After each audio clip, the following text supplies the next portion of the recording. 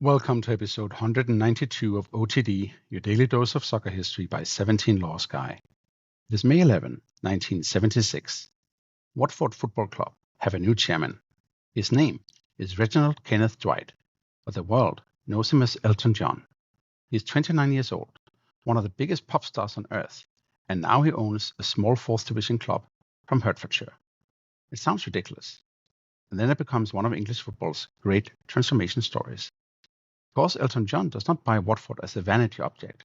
He buys the club he supported as a boy. He brings money, attention, and ambition. And then the most important decision of all, Graham Taylor.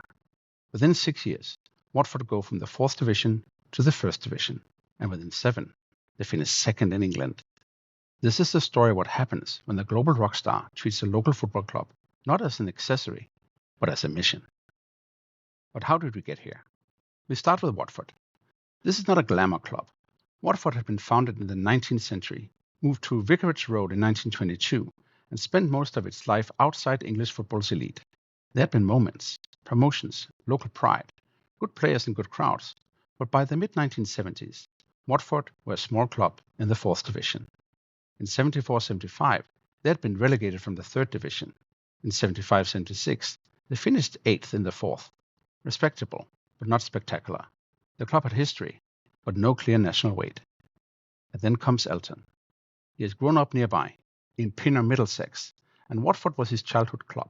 Not a convenient brand, not an investor's opportunity, but his club. By the early 1970s, though, Elton John is no longer just a local boy who loves football. He's becoming a global phenomenon.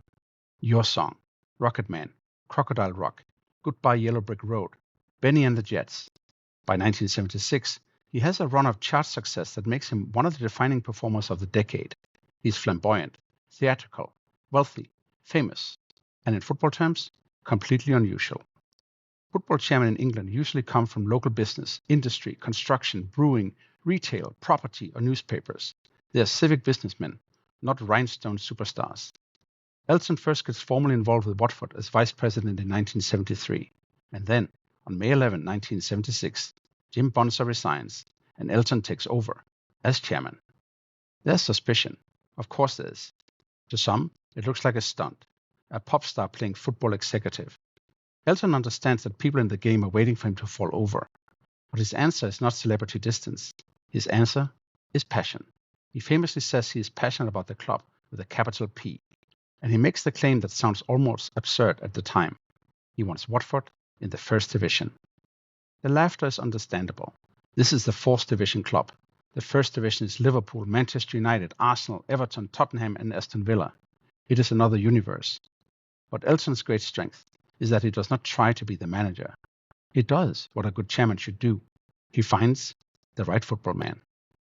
In 1977, he appoints Graham Taylor from Lincoln City. That is the hinge.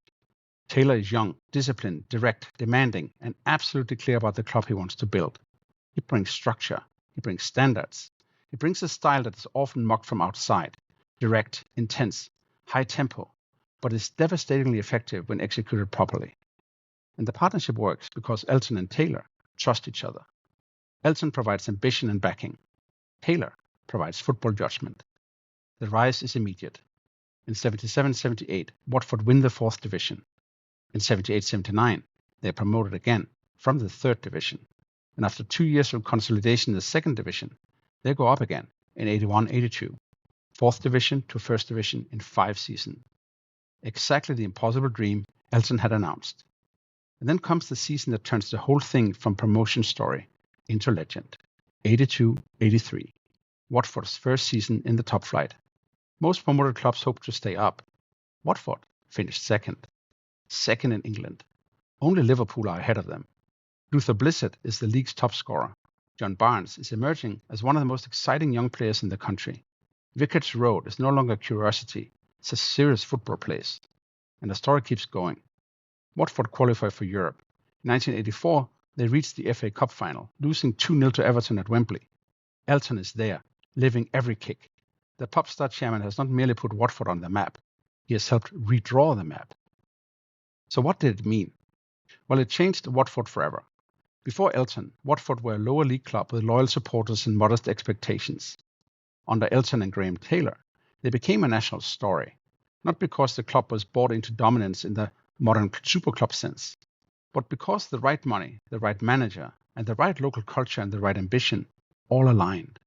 That distinction matters. Elton did invest. He backed the club. He helped improve the ground and the infrastructure.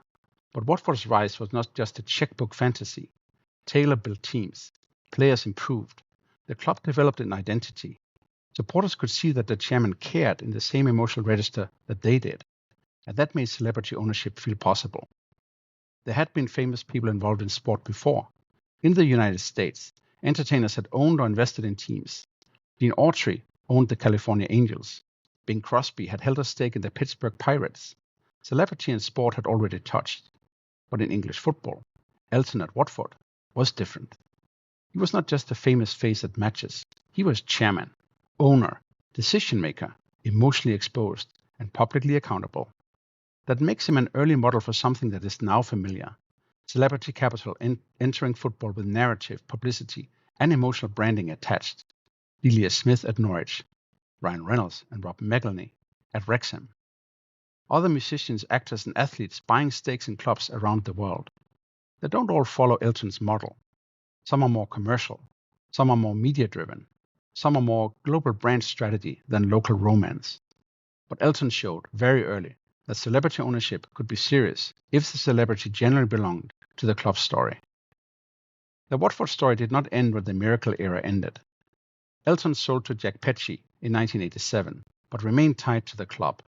He later returned as chairman, stepped down again in 2002, and continued as honorary life president. He played concerts at Vicarage Road to help the club, and in 2014, a stand at the stadium was named for him. Watford, meanwhile, lived the unstable modern life of many English clubs: promotions, relegations, Premier League years, managerial churn, Pozzo ownership, the 2019 FA Cup final, and the Troy Deeney moment against Leicester in 2013. Here's Hawk, Deeney, and the continuing search for stability. But the emotional center of the club's modern history remains that Elton Taylor axis: the pop star and the school teacher-like manager, the dreamer and the builder. And maybe that's why it worked. Elton John brought the outrageous dream. Graham Taylor made it operational. Before we go, 3 things to take away from May 11, 1976. First, Elton John's Watford involvement was not a gimmick. It came from boyhood loyalty, and he backed it with money, time, attention, and risk. Second, the transformation depended on the appointment of Graham Taylor. Celebrity gave Watford oxygen. Taylor turned oxygen into football. And third, Watford's rise was one of English football's great climbs: 4th division to 1st division, then runners-up in the top flight. And it helped create the template for modern celebrity ownership, done with genuine emotional investment. On this day in 1976, Elton John became chairman of Watford Football Club, and a 4th division club began one of the most improbable rises English football has ever seen. That is all for episode 192 of OTD, your daily dose of soccer history by 17 Lost Guy. Tomorrow, we go to May 12, 1996, when 2 goalkeepers, one in Argentina, one in Denmark, both equalized for their clubs with last-minute headers after corners. See you tomorrow.